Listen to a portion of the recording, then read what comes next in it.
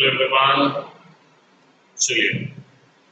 So in the last session we had studied about charges. So what are charges, उसकी properties.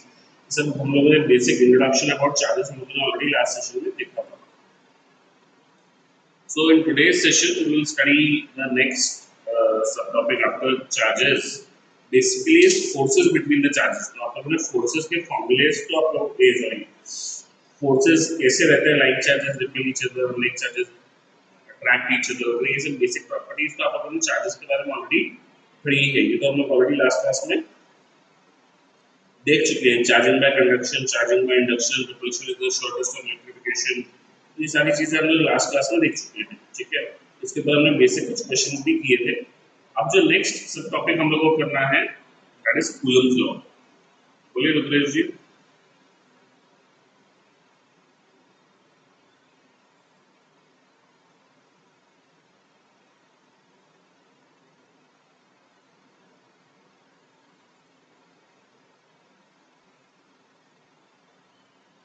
हाँ mic चालू है, बोल के देखो. तो आवाज ऐसे आ तो रही होगी. स्पीकर का माइक है, स्पीकर चालू है.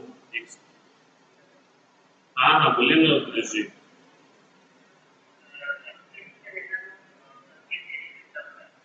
कल के दिन में डाउट एक्चुअली बहुत ही बढ़िया. पूछिए, बोलिए.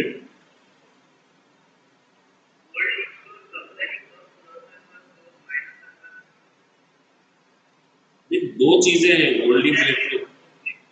गोल्ड लीफ इलेक्ट्रोस्कोप क्या है कि अगर आपने इलेक्ट्रोस्कोप की ये जो ऊपर का बॉब है, इससे अगर तुमने एक चार्ज रॉड को टच किया, कांटेक्ट में लेके आया,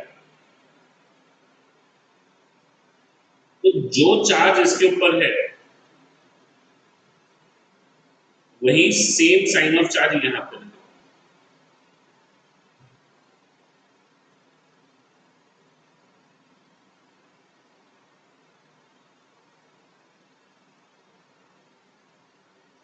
अगर टच किया तब, ठीक है ना, important.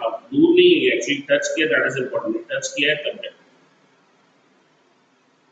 rod is in contact with this electrode. And then there is the second case.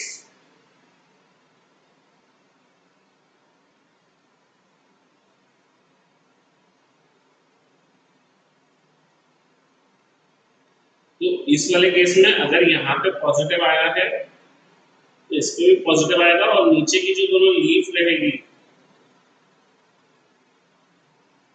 तो लीफ पे भी पॉजिटिव जाएगा. यहाँ पे अगर इस पे पॉजिटिव है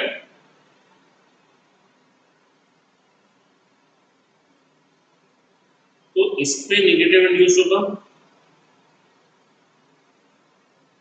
और इस पे नेगेटिव इंड्यूस है तो यहाँ पे जो आएगा पॉजिटिव आएगा, क्योंकि अभी भी इलेक्ट्रोस्कोप इज कंप्लीटली न्यूट्रल, क्योंकि वो किसी से कनेक्टेड नहीं है तो उसका चार्ज कहीं फ्लो नहीं कर सकता, तो इसके लिए वो न्यूट्रल रहेगा.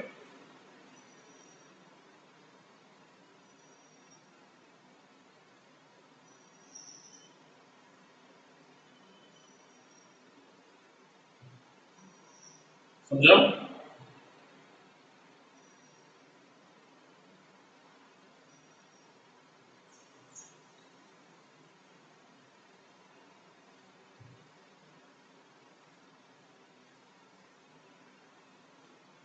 So the next subtopic that we are going to study is Coulomb's law. So Coulomb's law is very similar, या very identical to the Newton's law of gravitation. ठीक है ना. So Coulomb's law is very similar or very identical to the Newton's law of gravitation. ठीक है. So Newton's law of gravitation was used for discussing about forces between two masses. Now we are going to discuss about forces between two charges. So the two charges are there, which are Q1 and Q2.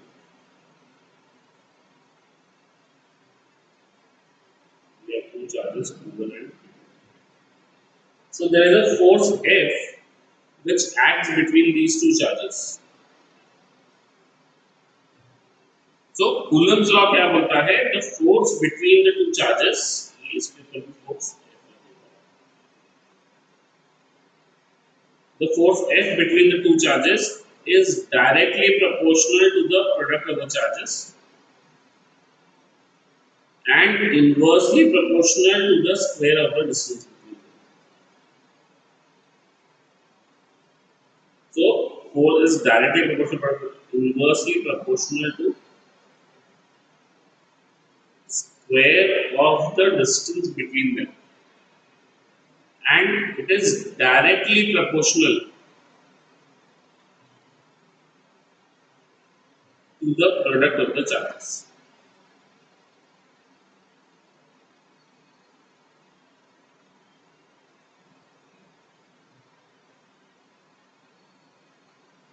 तो ये जो है ये force is proportional to Q1 Q2 by R।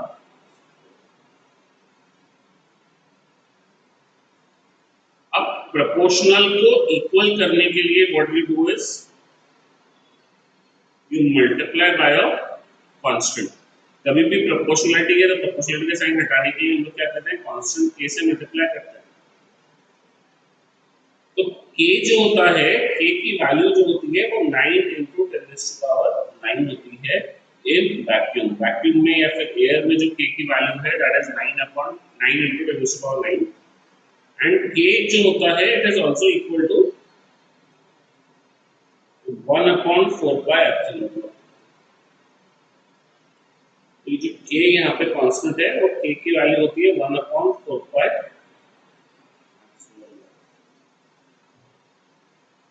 जहाँ पे epsilon not जो होता है that is called as the relative permittivity of free space.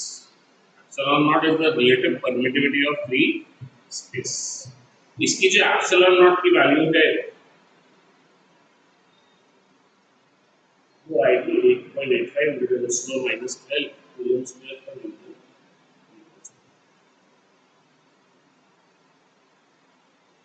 So this is the value of permittivity of free space। और permittivity of a medium क्या हो जाएगा,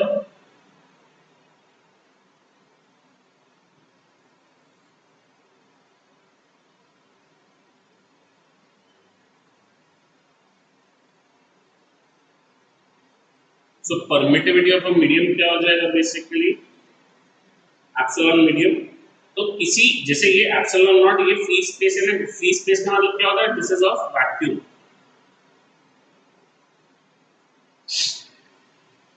तो अगर आप किसी मीडियम की बात करेंगे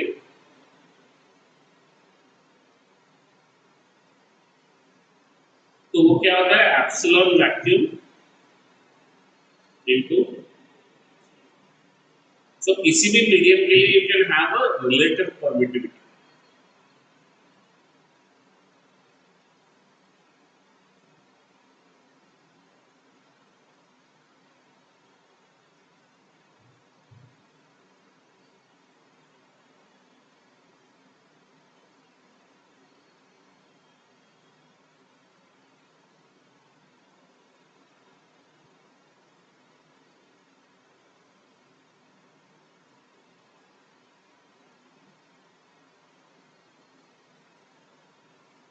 क्लियर है? So this is relative permittivity. If this law is not valid at a distances less than 10⁻⁻15 meters। तो कूलम्स लॉ जो है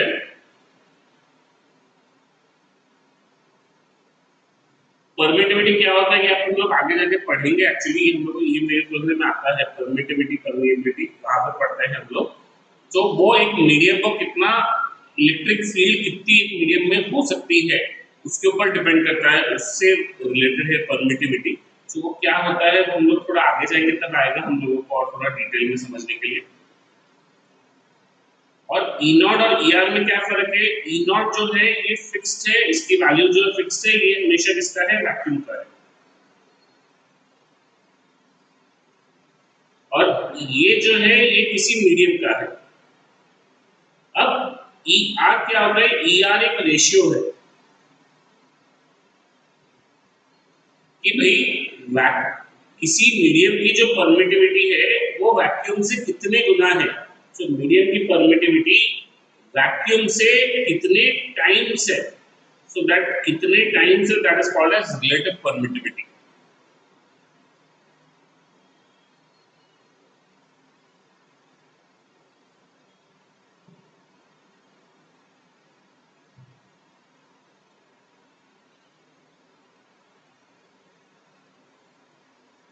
Next is Coulomb's law in vector form.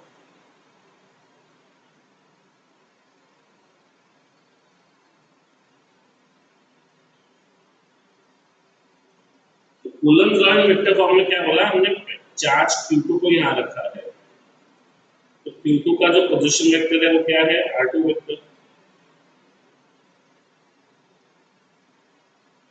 Q1 को यहाँ रखा हुआ है,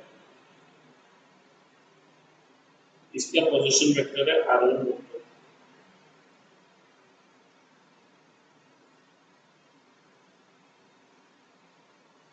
अब जो दोनों, हमको तो जब बेसिकली फोर्स लगने वाला है, अगर मैं एक साइड काम करूँ ना,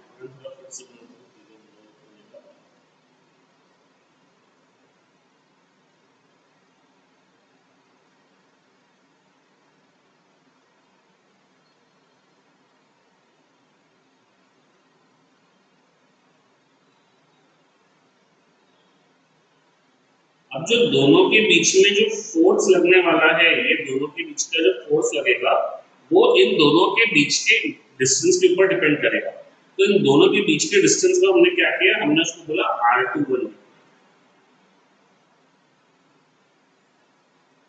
So R21 vector is what,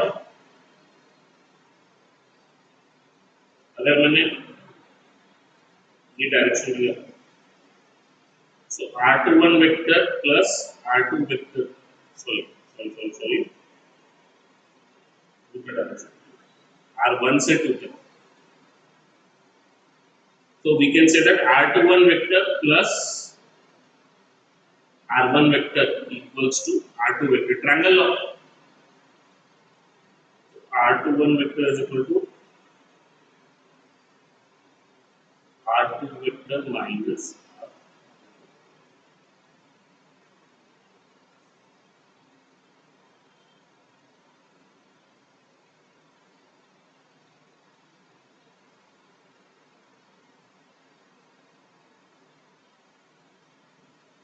clear है। R21 वेक्टर क्या हो जाएगा, R2 vector minus R1 vector. अब अगर इन दोनों के बीच में जो फोर्स निकालना है, ये फोर्स कहाँ लगेगा, तो this force will act somewhere like this, इसके ऊपर ऐसे और इसके ऊपर। तो हमने फोर्स के मैग्नीट्यूड क्या बोला, तो फोर्स का मैग्नीट्यूड तो सिंपल है, K Q1 Q2 upon magnitude of R21 vector का हो चुका है। तो फोर्स के मैग्नीट्यूड का फॉर्मूला तो सिंपल है, अब उसका डायरेक्शन क्या रहेगा, तो एक्चुअली हम लोगों ने अगर मान लो लाइक चार्जेस ले लिया, मतलब अनलाइक के लिए हमने फोर्स का डायरेक्शन बनाया, अनलाइक लाइक चार्जेस ले लिए, तो लाइक चार्जेस ले लिए तो क्या होगा, एक्चुअली Q2 के ऊपर फोर्स रिपल्शन कैसे लगेगा, तो अगर मैं फोर्स ऑन Q2 निकाल रहा हूं,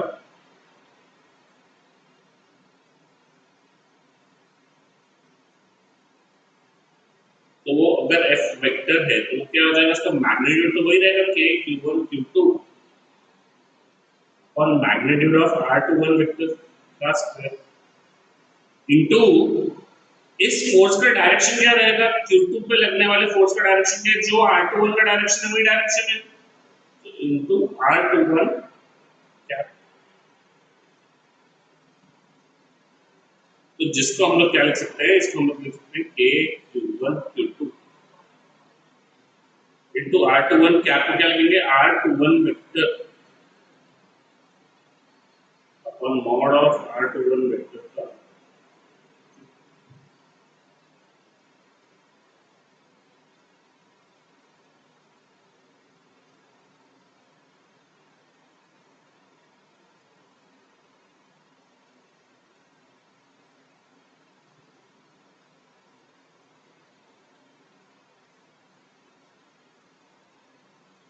क्लियर है।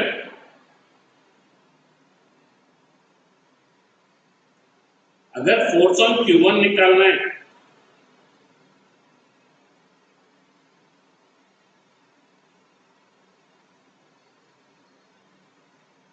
तो उसका मैग्नीट्यूड तो वही रहेगा K Q1 Q2 अपॉन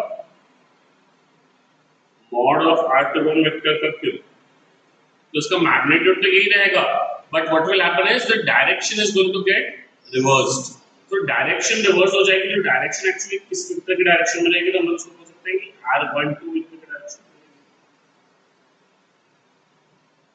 आप बोलोगे सर नीचे R21 क्यों लिया, क्योंकि आपको पता होना चाहिए मैग्नीट्यूड ऑफ R21 लो या R12 लो, मैग्नीट्यूड तो उसका क्या रहेगा, सेम ही रहेगा, मैग्नीट्यूड विल नॉट चेंज। आप बस डायरेक्शन चेंज करेंगे, क्या किया पहले R21 वेक्टर से मल्टीप्लाई कर देंगे, यहाँ आपने किससे कर लिया R12 वेक्टर से कर लिया। R12 वेक्टर बिल्कुल इसका उल्टा रहेगा,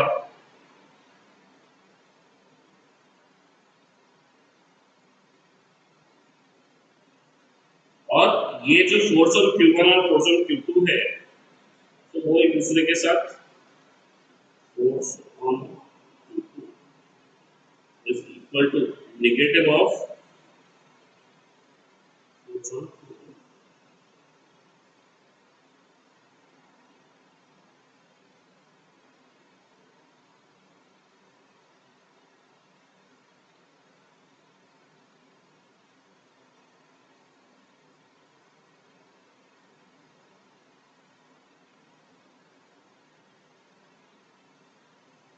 क्लियर है सबको?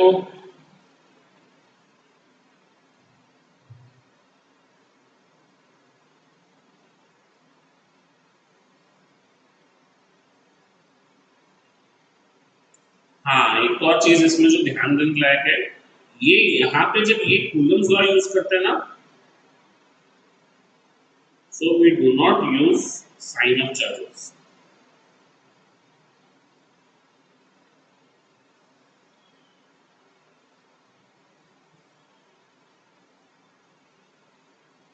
चार्जेस की साइन नहीं लेते, जब कूलम्स लॉ रेगुलरली यूज करते हैं तो चार्जेस की साइन नहीं लेते, वो फोर्स राइट में लगेगा या लेफ्ट में लगेगा, वो अट्रैक्शन या रिपल्शन से हम लोग देख के डिसाइड करते हैं, ठीक है।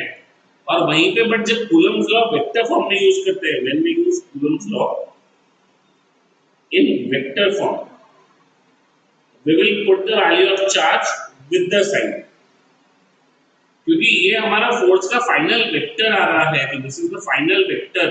तो अगर आपने इसमें साइन नहीं डाली Q1 Q2 की, तो डायरेक्शन उल्टी हो जाएगी, तो गड़बड़ हो जाएगा। इसके लिए यहाँ पे आपको जब फोर्स की साइन फोर्स निकालना है तो आपको Q1 Q2 को साइन के साथ डालना है, और जब प्लेन कूलम्स लॉ लगाओगे, जब वेक्टर फॉर्म में यूज नहीं कर रहे हो, तब उसमें साइन डालने की जरूरत नहीं है, साइन नहीं डालना है उसमें। समझ रहे हैं कि क्या बोला मैंने, क्या फर्क है दोनों में? अगर मेरा ये वाला चार्ज है यहाँ पे 2 कूलम और यहाँ माइनस किया चार्ज, अब आप बोलोगे इन दोनों के बीच में फोर्स यहाँ रहेगा F, या फिर इसको चेंज कर देता हूँ -2, इन दोनों इसके ऊपर फोर्स लगाना, तो इनके ऊपर इसके ऊपर फोर्स ऐसे लगेगा F। अब आपने क्या किया, F को लेफ्ट में डिनोट भी किया और साइन भी वापस नेगेटिव डाल दी, तो K × -2 × 4 बाय r², तो वो आ गया -8k/r²। तो अगर आप बोलोगे कि फोर्स -8k/r² है, तो ये गलत हो जाएगा, क्योंकि ये जो माइनस जो डायरेक्शन डिनोट कर रहा है, वो डायरेक्शन हम लोग ऑलरेडी लेफ्ट में ले चुके हैं। अब आप लेफ्ट में माइनस लगाओगे तो इफेक्टिव फोर्स तो राइट में हो जाएगा, तो ऐसा नहीं है। समझ रहे हैं आपको?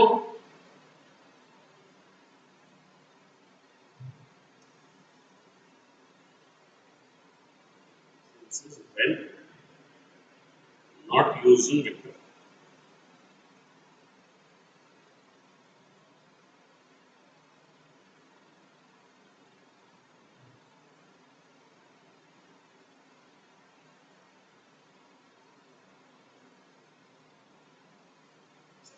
नेक्स्ट है सुपरपोजिशन प्रिंसिपल। तो ये तो सबसे आसान कॉमन सेंसिकल चीज है, इसमें कुछ बहुत बड़ा ये नहीं है। So what is superposition principle? तो अगर एक चार्ज है यहाँ पे Q1, इसके ऊपर जो फोर्सेस लग रहे हैं वो ये Q2 के वजह से फोर्स लग रहा है वो ऐसे लग रहा है मान लो रिपल्शन का, और ये Q3 की वजह से फोर्स ऐसे लग रहा है।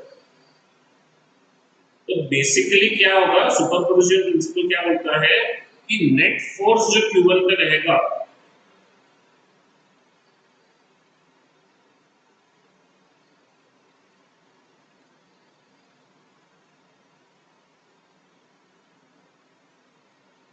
वो vector sum of F12 and F13 रहेगा। So net force on Q1 is going to be a vector sum of F12 and F13। हाँ कहीं पे भी दिखाओ, और F12 will not be affected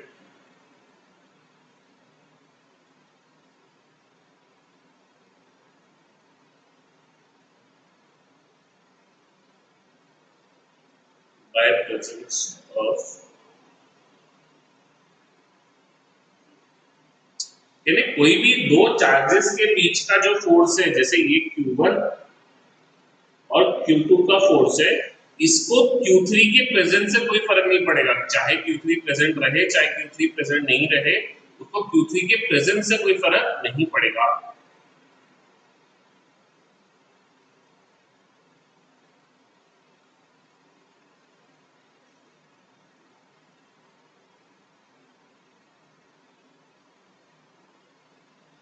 next is comparison between Newton's law and Coulomb's law. तो एक दो बेसिक सी चीजों का फर्क है।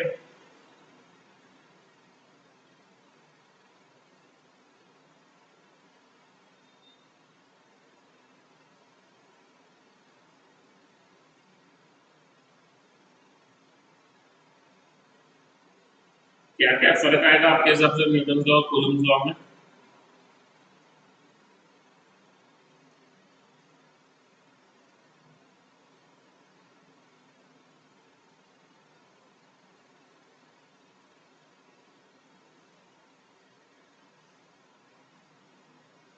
So Newton's law is medium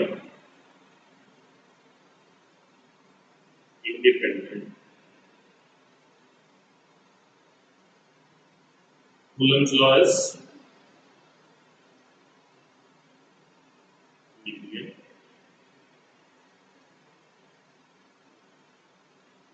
independent.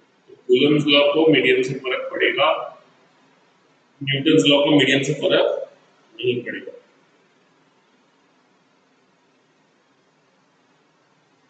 Yes, only attractive forces.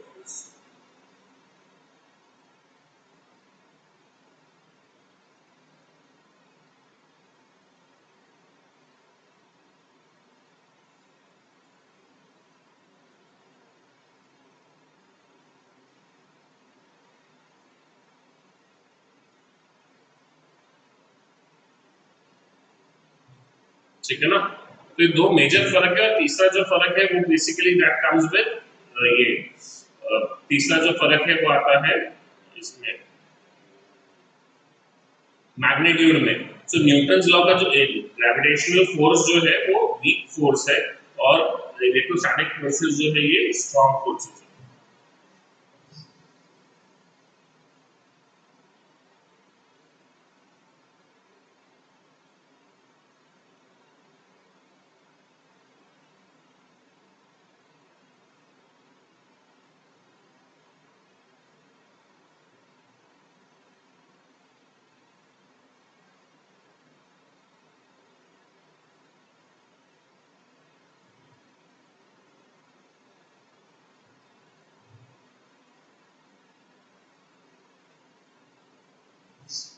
Clear है?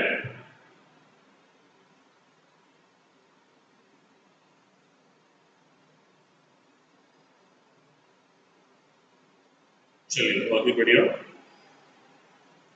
अब आते हैं न्यूटन्स लॉ ऑफ ग्रेविटेशन के क्वेश्चंस।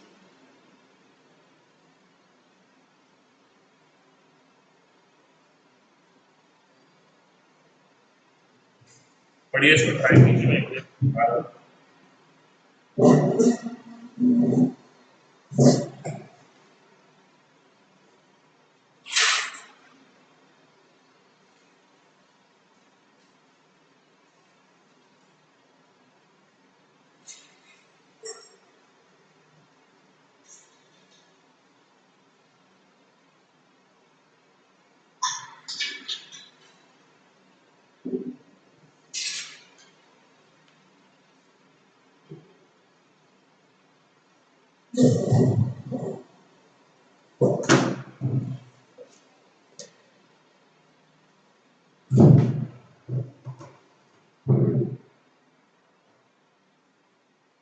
नहीं नहीं, वैक्यूम से फर्क नहीं पड़ेगा। वैक्यूम में तो हम लोग कांस्टेंट जो हम लोग लेते हैं वो हम लोग नियरली सेम ही ले लेते हैं, तो वैक्यूम से फर्क नहीं पड़ने वाला है। ग्रेविटी से भी फर्क नहीं पड़ेगा नहीं। Gravity is also taken negligible as compared to electrostatic forces. Gravity is also negligible.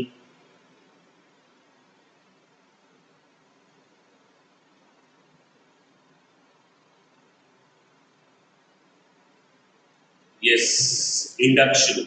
तो इसके ऊपर चार्ज क्या है Q1, इसके ऊपर चार्ज क्या है Q2। लेट्स से कि इसका चार्ज पॉजिटिव है, तो व्हाट विल हैपन इज ये पॉजिटिव चार्ज क्या करेगा, इसमें चार्जेस निगेटिव इंड्यूस करेगा और इसके दूसरा एंड पे पॉजिटिव। मान लो Q2 भी पॉजिटिव ही होगा, तो राइट में ज्यादा पॉजिटिव रहेगा, लेफ्ट में कम निगेटिव रहेगा, बट ये चार्जेस डिवाइड हो जाएंगे इसमें रफली। और इसके वजह से क्या होगा कि ये जो डिस्टेंसेस है इनके बीच में, ये जो चार्जेस है यहाँ पे, इनके बीच में क्या होगा, देयर विल बी अट्रैक्शन, और वहीं पे ये वाले के बीच में देयर विल बी रिपल्शन। तो वो चार्जेस जो है वो यूनिफॉर्मली डिस्ट्रीब्यूटेड रहेंगे ऐसा जरूरी नहीं है। चार्जेस में नॉट बी यूनिफॉर्मली डिस्ट्रीब्यूटेड, इसलिए ऐसा होगा।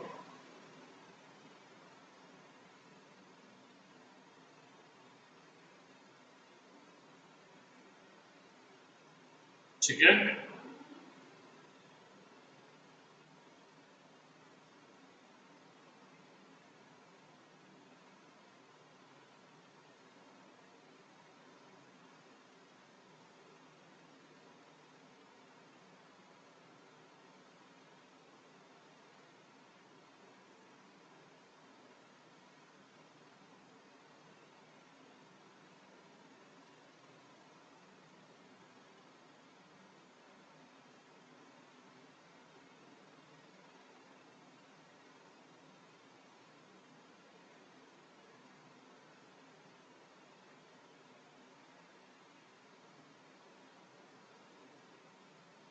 नहीं निकालेंगे, हम लोग नहीं निकाल पाएंगे उसमें कितने चार्जेस इंड्यूस होंगे, क्या होगा वो हम लोग नहीं पता, तो हम लोग वो नहीं निकाल पाएंगे।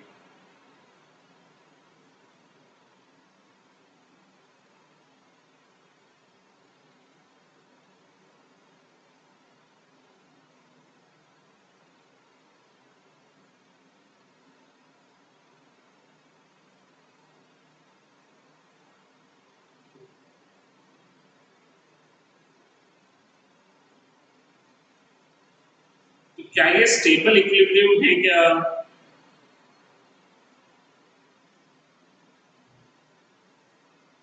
स्टेबल इक्विलिब्रियम क्या होता है, व्हाट इज स्टेबल इक्विलिब्रियम?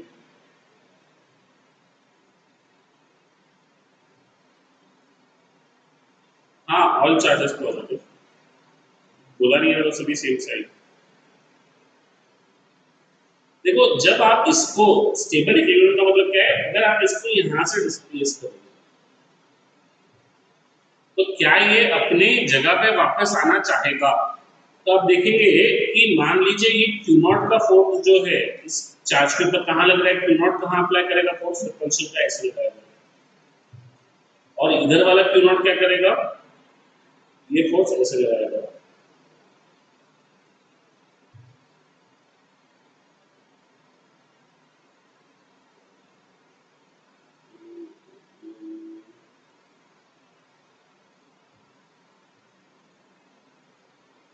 एक से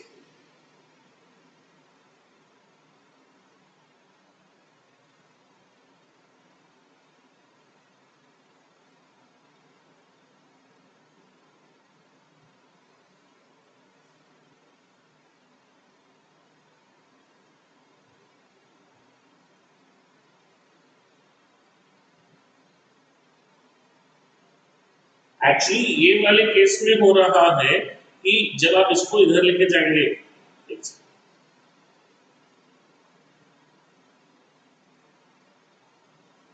तो अगर इसमें ऐसा हो रहा है कि अगर आप इसको ऊपर लेके जाएंगे तो ये बेसिकली इसको ए बी सी डी नाम दे देते हैं हम लोग। तो आप इसको ऊपर लेके जाएंगे तो आपको ये दिख रहा है कि भाई ये जो फोर्स है रिपल्शन का डी के वजह से है, ये जो फोर्स है वो बी के वजह से है। ये बी का जो मैग्नीट्यूड है ये ज्यादा है डी से, एफ बी का, तो it is stable. But if Q is negative, हमको बोला नहीं है क्यू नेगेटिव है कि पॉजिटिव है। क्यू नॉट सारे सेम है, बट अगर क्यू नेगेटिव हो गया तो क्या हो जाएगा? क्यू नेगेटिव है तो क्या होगा? एफ बी जो है वो ऐसे लगेगा और एफ डी जो है वो ऐसे लगेगा। एफ बी और एफ डी वैसे लगेगा, तो इसमें क्या हो जाएगा? Magnitude wise F B is going to be greater than F D. क्यों एफ बी बड़ा है ये समझ रहे हैं क्या? क्योंकि ये जो डिस्टेंस है ये डिस्टेंस छोटा है, so in this case not stable। तो हमको बोला नहीं है कि कौन सा केस है, और ये जो हम लोगों ने सारे डिस्प्लेसमेंट्स लिए ये सारे हमने अलोंग एक चार्ज की तरफ ही डिस्प्लेसमेंट लिया। अगर हम लोग कोई जनरल डायरेक्शन में ले लेते हैं डिस्प्लेसमेंट, अगर हम लोगों ने मान लो इसको यानी ऐसे डिस्प्लेस किया कोई भी रैंडम डायरेक्शन में, तो जो नेट फोर्स है वो इसके अपोजिट डायरेक्शन में नहीं लगेगा, तो इसके लिए वो भी केस हो जाएगा जहां पे वो अनस्टेबल इक्विलिब्रियम में है। तो इसके लिए it is not always stable equilibrium. Some special cases में it can be stable, but will it always be stable? नहीं, so it will not be always stable.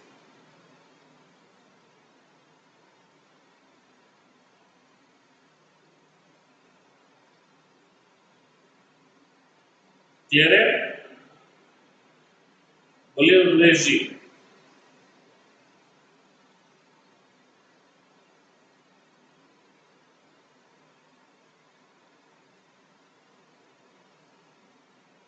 अपन ने दो केसेस लिए,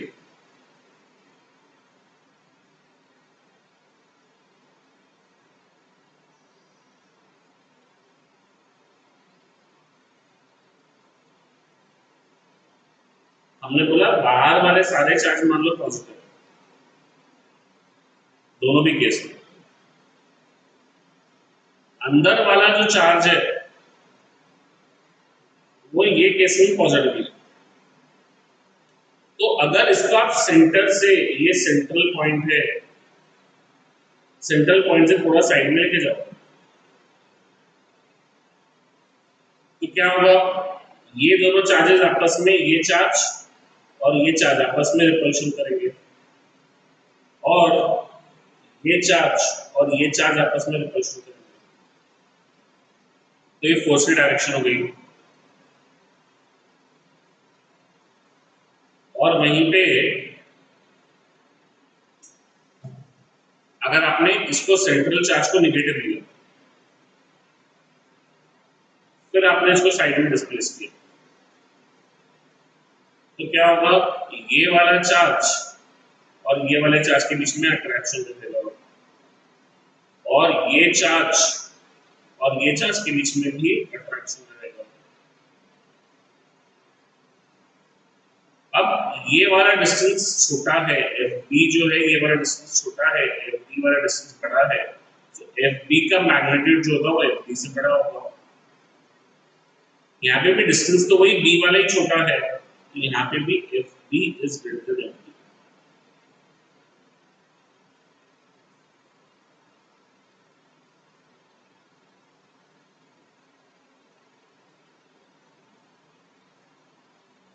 तीसरा केस आकर भी हमें न्यूमेरिकली सॉल्व नहीं किया, न्यूमेरिकली सॉल्व करने से बहुत ज्यादा गंदगी आ जाएगी। तीसरा केस मैंने बोला क्या है कि अगर मेरा डायगोनल ऐसे है, लेट्स से ये मेरा पहला डायगोनल है, अभी हमने दोनों इसमें क्या किया था? डिस्प्लेस अलोंग द डायगोनल किया था। अगर मैं डिस्प्लेस अलोंग द डायगोनल नहीं करता मैं ऐसे डिस्प्लेस करता हूँ। सो स्टेबल इक्विलिब्रियम आने के लिए नेट फोर्स भी ऐसे चाहिए। So that does not happen. तो वो स्पेशल केस है ऊपर वाले जिसमें वो वापस वो वही पॉइंट पर रिटर्न आ रहा है। ये वाले केसेस में तो वो पॉइंट पे वो रिटर्न वापस ये फोर्स और डायरेक्शन में लगेगा ही नहीं, तो इसके लिए ये वापस स्टेबल इक्विलिब्रियम नहीं रहेगा, ये not necessary.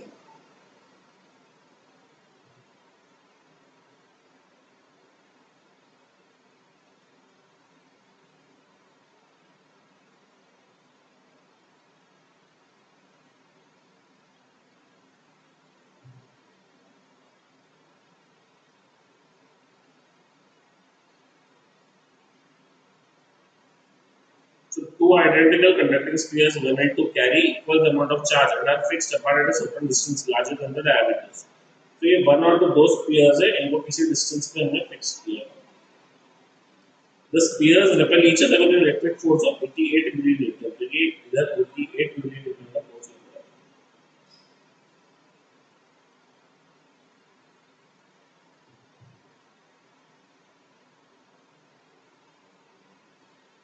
A third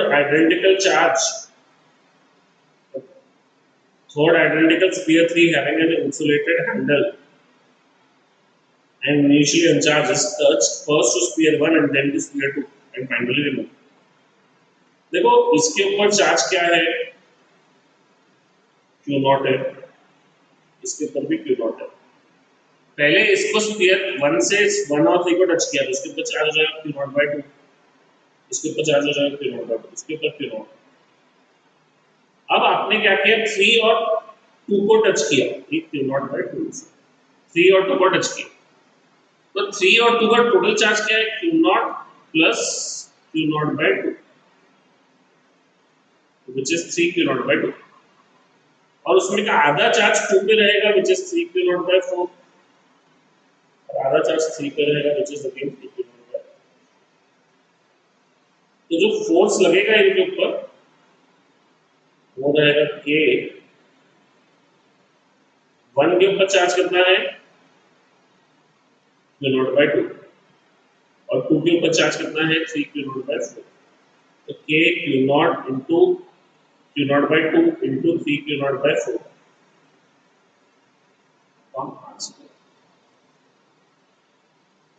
correct है। तो ये 3 बाई 8 इंटू के क्यू नॉट स्क्वायर बाई, पहले वो फोर्स कितना दिया था हम लोगों को, 3/8 आपने जो बोला करेक्ट है, उसमें पहले फोर्स की वैल्यू हमको दे दी थी 88।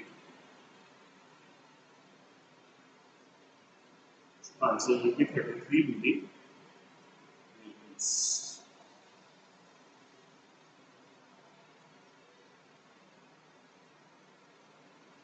क्लियर है सबको?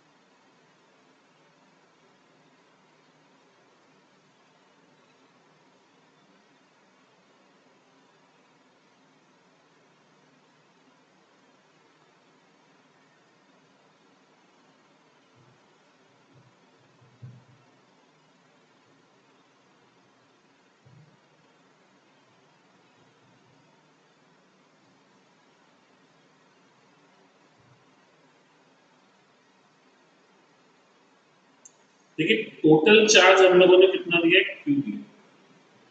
तो अगर टोटल चार्ज क्यू दिया है तो इसके ऊपर अगर चार्ज आपने एक्स कूलम्स दिया, तो इसके ऊपर चार्ज कितना दिया होगा आपने, क्यू माइनस एक्स। अब इसके इक्विलिब्रियम के लिए जब आप बात करेंगे,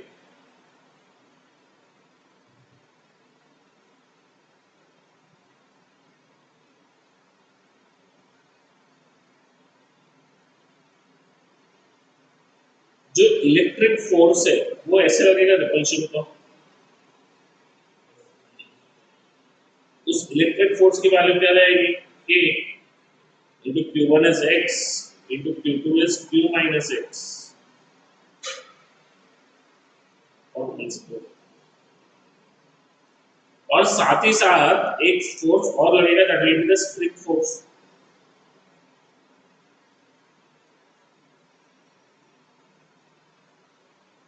के इंटू एक्सटेंशन, एक्सटेंशन क्या हो जाएगा, नई पुरानी लेंथ एल, नई लेंथ एल नॉट। तो दोनों को इक्वेट करेंगे तो के x into Q minus x by L square basically के वन है, स्प्रिंग कांस्टेंट वाला के है ये, ठीक है ना, वो ये वाला के और वो वाला के अलग अलग है। तो एक के है, एक के वन है।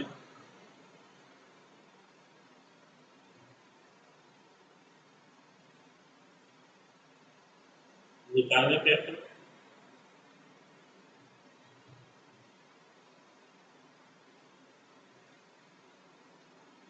Determine the value of Q निकालनी है हम लोगों को, समझिए।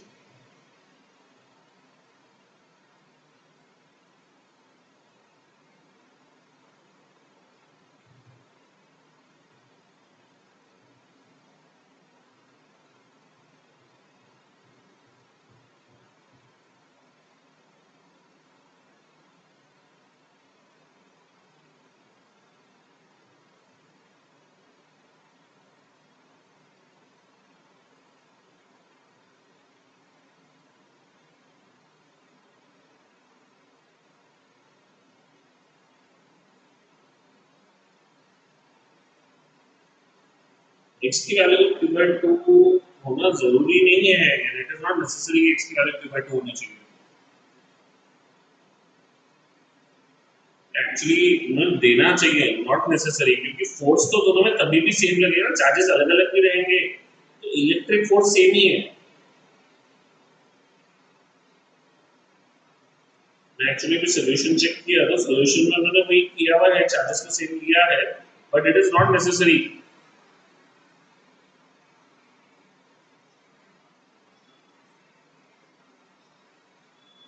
ठीक है ना, तो अपना जो है इक्वेशन करेक्ट है, इसे सॉल्व नहीं होगा, सॉल्व करने के लिए एक्स को क्यू बाई टू मानना पड़ेगा, ये क्वेश्चन में दिया होना चाहिए। ठीक है ना,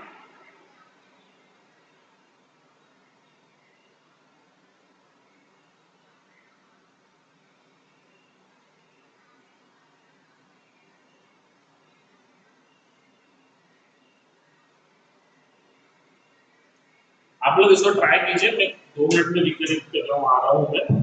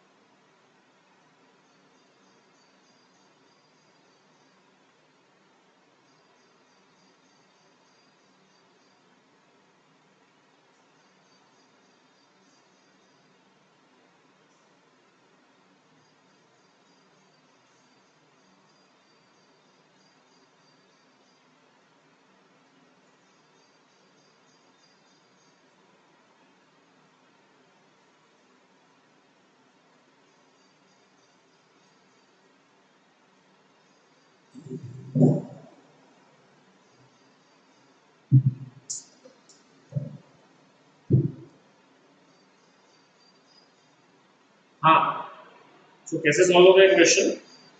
3 point charges, two free point charges plus q and 4q are at a distance L apart.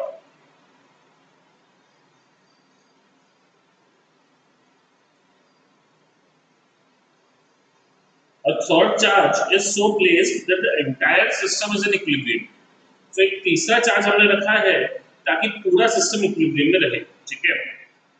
अब देखिए, आपको ये तो समझ रहा होगा कि अगर मैं तीसरा चार्ज कहीं तो भी ये लाइन के बाहर प्लेस करूंगा तो काम नहीं चलेगा। क्यों? क्योंकि ये क्यू और 4p का फोर्स रिपल्शन ऐसे रहेगा और ये जो बाहर अगर प्लेस किया तो इसका फोर्स ऐसे आएगा, तो ये आपस में कैंसिल नहीं होंगे, इनका एक कंपोनेंट तो कैंसिल कभी नहीं होगा, वही फोर्सेस है तो वो कैंसिल होने के लिए they have to be around the straight line. तो अब ये स्ट्रेट लाइन में अगर होने चाहिए तो इसमें तीन पॉसिबिलिटीज है। एक ये वाला रीजन, ये वाला लाइन की तरफ यहाँ पे प्लेस करो, एक दूसरा ये वाला रीजन बी के बीच में प्लेस कर दो और तीसरा एक 4q के पास प्लेस करो, ये रीजन सी। तो ये तीन पॉसिबिलिटीज है, हमको इन तीनों को चेक करना है। अब देखिए, आपको ये भी नहीं पता है कि कौन सा चार्ज प्लेस किया है, पॉजिटिव या नेगेटिव। आप अलग अलग मान लीजिए, यहाँ पे आपने, आप मान लीजिए यहाँ पे आपने कोई पॉजिटिव चार्ज प्लेस कर दिया, सिर्फ फोर्सेस की डायरेक्शन निकालिए सारे चार्जेस पे और चेक कर सकते हैं तो इक्विलिब्रियम रहेगा कि नहीं रहेगा। तो अगर इसको बोला x, इसको बोला y, तो x के वजह से इसके ऊपर जो फोर्स लगेगा वो रिपल्शन का टुवर्ड्स द लेफ्ट रहेगा और y की वजह से भी जो फोर्स लगेगा वो टुवर्ड्स द लेफ्ट रहेगा। तो ये दोनों फोर्सेस तो क्या हो गए, ऐड हो गए, तो यहाँ पे पॉसिबल नहीं है। अगर यहीं पे पॉजिटिव के बदले मैंने निगेटिव चार्ज रख दिया, यही रीजन में ए पे मैंने निगेटिव चार्ज रख दिया, तो x की वजह से क्या होगा, नेगेटिव चार्ज होगा, ये यहाँ पे अट्रैक्शन रहेगा। y की वजह से क्या होगा, फिर से अट्रैक्शन रहेगा। फिर से ये a वाला चार्ज इक्विलिब्रियम में रहेगा क्या? नहीं, ये वाला चार्ज इक्विलिब्रियम में नहीं रहेगा, तो इसके लिए ये वाला केस कंप्लीटली रिजेक्ट हो गया। सेम चीज अगर आप सी में ट्राई करना, सेम वही होगा, पॉजिटिव लगाओगे x का भी ऐसे ही, y का भी ऐसे ही, और अगर निगेटिव लगाओगे तो भी x का ऐसे ही, y का ऐसे ही, तो ये भी केस रिजेक्ट। तो इसका मतलब ये हो गया कि चार्ज को एक्चुअल में जो रखना है वो दोनों के बीच में रखना है। अब अगला सवाल है, दोनों के बीच में कौन से साइन का चार्ज रखूं, पॉजिटिव रखूं कि कौन सा रखूं, तो क्या फर्क पड़ेगा? अगर मैंने यहाँ पॉजिटिव रखा तो ये क्यों, ये जो बीच वाला पॉजिटिव चार्ज है इसके ऊपर तो क्या होगा, x की वजह से फोर्स ऐसे लगेगा और y की वजह से फोर्स ऐसे लगेगा, तो ये तो बैलेंस कर जाएगा। बट सिस्टम इक्विलिब्रियम में चाहिए तो साइड वाले चार्ज पे कैसे लगेगा, इसके ऊपर y की वजह से भी ऐसे फोर्स लगेगा और ये जो चार्ज हम लोगों ने p रखा है p की वजह से भी ऐसे लगेगा, तो क्या ये इक्विलिब्रियम में रहेगा? नहीं। तो इसका मतलब बीच में चार्ज कौन सा रखना है हम लोगों को, निगेटिव। ये क्वेश्चन में पूछा नहीं है चार्ज कौन सा रखना है, बट ये आते हैं ऐसे क्वेश्चन, तो आपको समझना पड़ेगा कि इस तरीके से आपने निकाला कि भाई चार्ज आप बीच में निगेटिव रखोगे तो आपका काम होगा, बीच में पॉजिटिव रखोगे तो काम नहीं चलेगा। अब इक्विलिब्रियम में रहना है तो ये तो फिर इतना आप लोगों ने अगर एनालाइज कर लिया तो उसके आगे सवाल को सॉल्व करना बहुत आसान है। ये डिस्टेंस x है, ये डिस्टेंस l माइनस x है, तो हम लोग क्या बोलेंगे, फोर्स कितना लगेगा इसके ऊपर, k इंटू 4q इंटू यहाँ पे जो भी चार्ज रहेगा q naught upon l minus x का स्क्वायर, और जो यहाँ पे चार्ज रहेगा वो क्या रहेगा, ये फोर्स रहेगा k into q into q naught upon x का स्क्वायर। तो इन दोनों को इक्वेट करेंगे हम लोग, तो k q naught by x का square is equal to 4k q naught upon l minus x का स्क्वायर। हाँ बोला बेटा। सिंपल सा 5 में डाल। तो इसमें हमने क्या किया, K Q Q naught K Q Q naught cut कर दिया। तो एल माइनस एक्स का whole square is equal to 4। तो अब टेकिंग स्क्वायर रूट, तो L minus X is equal to plus minus 2x। L minus X is 2x या L minus X is minus 2x। ये वाला case तो ignore हो जाएगा, आप चेक करेंगे तो x की वैल्यू नेगेटिव आएगी, which will not have any meaning, this will be ignored, और यहां से x की वैल्यू क्या आ जाएगी 1/।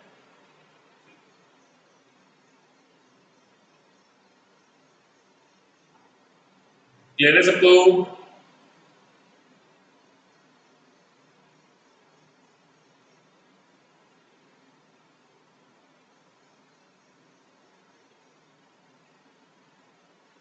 क्वेश्चन का स्क्रीनशॉट लेना तो ले लो, मैं थ्योरी तो पूरी भेजने वाला हूं आपको, क्वेश्चन का इसका स्क्रीनशॉट लेना तो ले लो।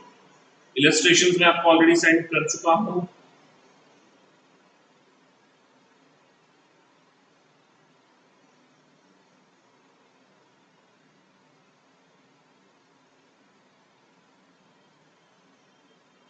करिए इसको सॉल्व ट्राई कीजिए।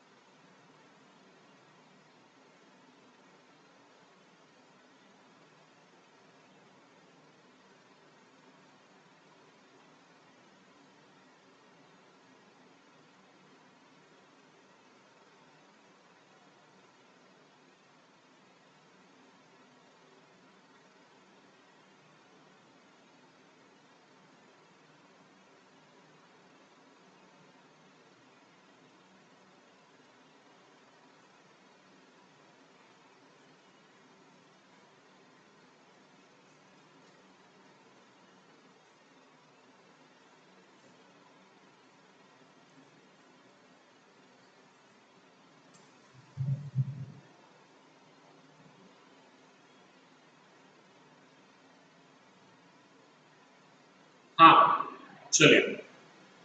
So three charges of equal magnitude Q are placed at the vertices of an equal triangle of side L.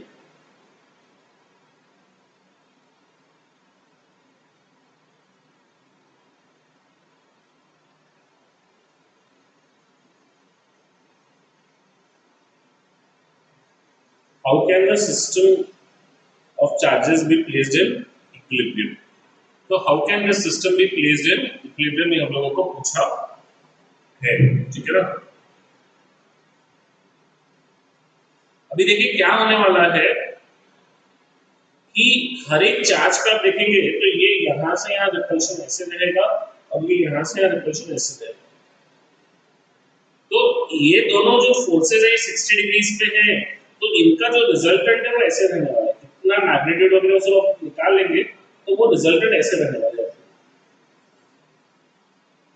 तो जितना अगर एफ नेट है उतना ही फोर्स इधर लग जाए तो ये सिस्टम इक्विलिब्रियम में हो जाएगा। तो सबसे पहले फोर्स लग कितना रहा है, तो ये जो फोर्स होगा ये कितना होगा के Q square by L square. ये जो फोर्स है ये भी के Q square by L square. ये एंगल 60 डिग्रीज है, तो इसका रिजल्टेंट कितना रहेगा, एफ नेट कितना रहेगा जो हमारा ग्रीन में हमने निकाला है। दो वेक्टर 60 डिग्रीज पे है तो उनका रिजल्टेंट जो होता है ना वो होता है रूट सी के क्यू स्क्वायर बाय। समझ रहे हैं आप, तो ये इन दोनों का क्या हुआ, रिजल्टेंट हुआ। और ये एक तीसरा चार्ज हमने Q1 जो है, चौथा चार्ज हमने Q1 सेंट्रॉइड पे प्लेस किया। तो सेंट्रॉइड का ये वाला डिस्टेंस कितना होगा सेंट्रॉइड से यहाँ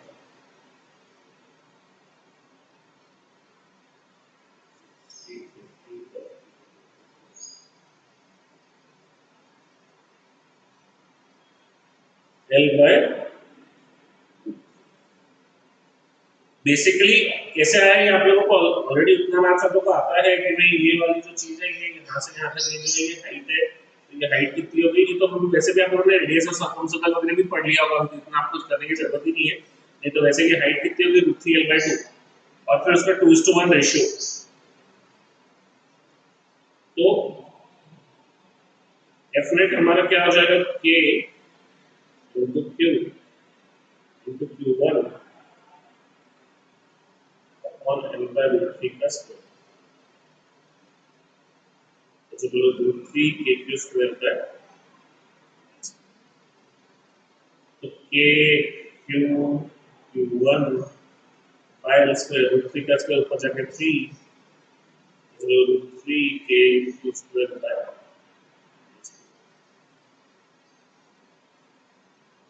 एल स्क्वायर कट, के कट, क्यू और क्यू स्क्वायर कट, तो 3Q1।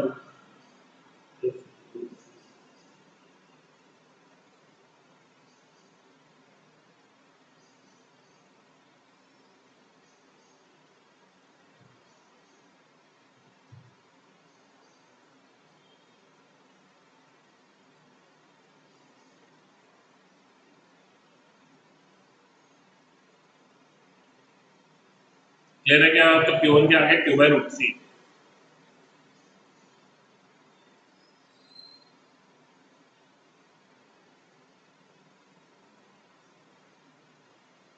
साइन क्या रहेगा Q1 का, अपोजिट रहेगा। एक्चुअली Q1 की वैल्यू जो रहेगी वो -Q/√3 रहेगी, क्योंकि हमको फोर्स जो चाहिए वो अट्रैक्शन का चाहिए, तो Q की जो भी साइन रहेगी उसके अपोजिट साइन चाहिए।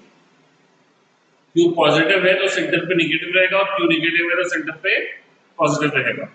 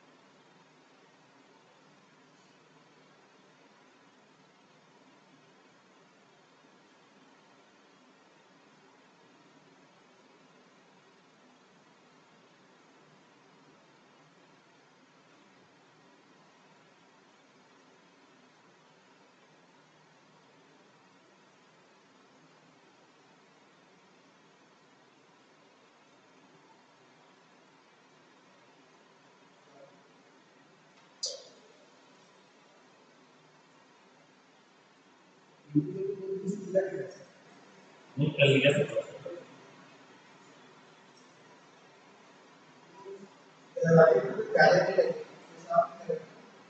वो मैं करवाता हूँ आज भी, आज भी ये है, आज करवाता हूँ।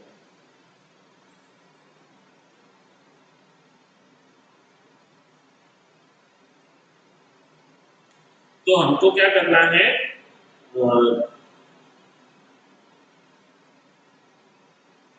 find the direction of force on Q or capital Q due to Q3 in terms of Q1, Q2, R1, R2 and R. देखिए force on Q due to Q1 क्या हो जाएगा, Q1 की वजह से Q के ऊपर फोर्स क्या रहेगा, K Q Q1 अपॉन, इसको अगर नाम दे देते हैं हम लोग A, B,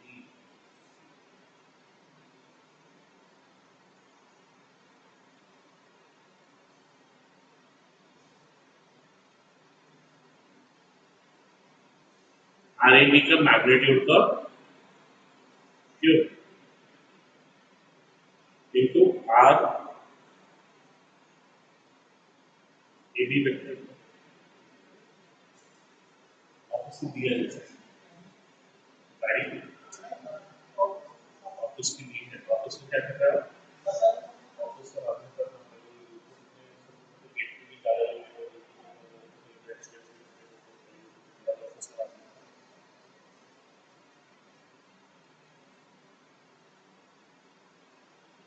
ठीक है। तो इसको हम लोग ऐसे और सिंपलीफाई करके ये लिख सकते हैं, R U B is what,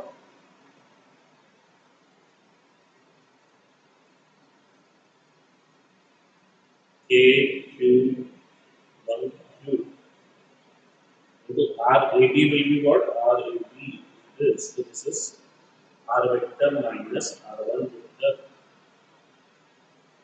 on magnitude of R vector minus R1 vector का फिर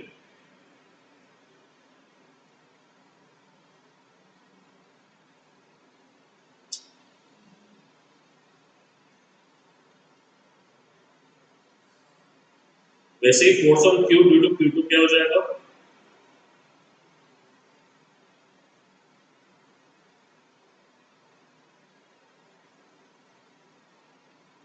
ये सेम ऐसा ही हो जाएगा, K Q2 Q into R vector minus R2 vector upon mod of R vector minus R2 vector.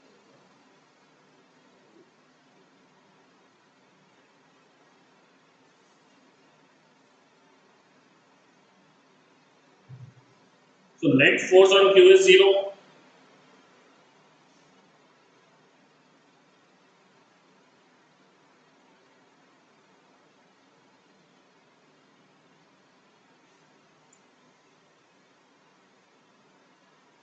Are B ये लेना पड़ेगा, कौन से इसमें बोल रहा है, Q1 में बोल रहा है कि क्या में बोल रहा है,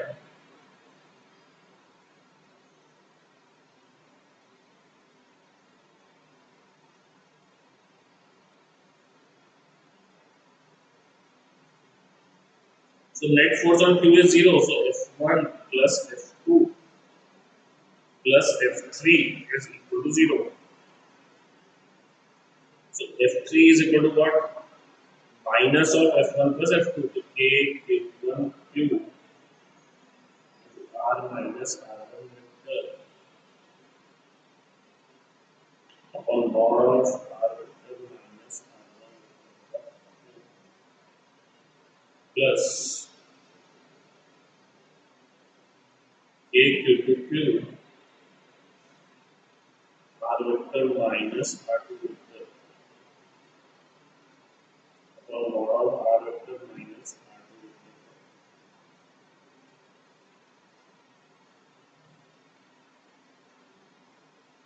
इसमें से माइनस के इंटू कैपिटल Q कॉमन निकल जाएगा, Q1 into R vector minus R1 vector plus q2 into r vector minus r2 vector.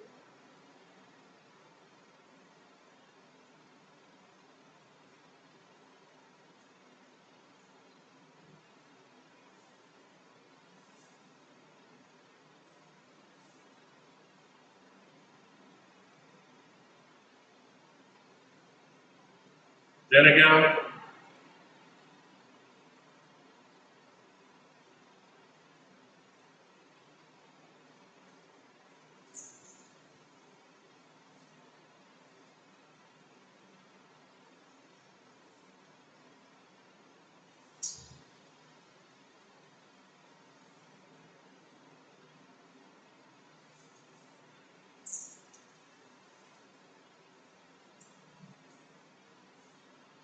हाँ, डायरेक्शन पूछा तो यूनिट वेक्टर निकालना पड़ेगा, यस। उसको सिंपलीफाई कर नहीं रहा हूँ मैं क्योंकि बहुत गंदगी है यूनिट वेक्टर निकालना है, बट यस आइडियली आपको यूनिट वेक्टर निकालना पड़ेगा।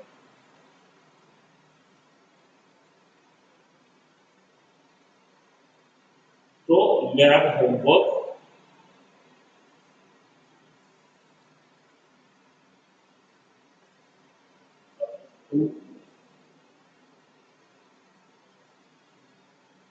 illustration.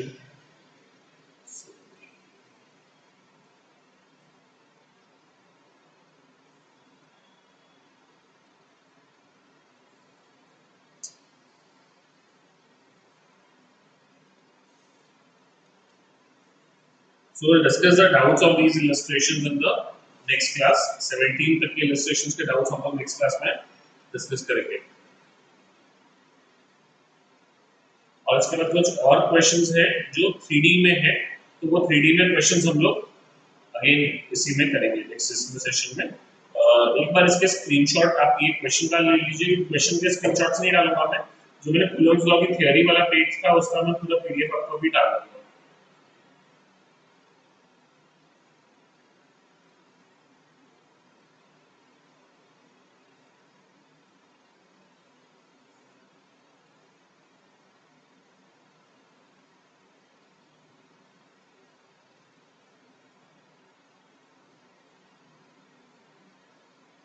ठीक है, चलिए, so we will stop this session over here, और today you are going to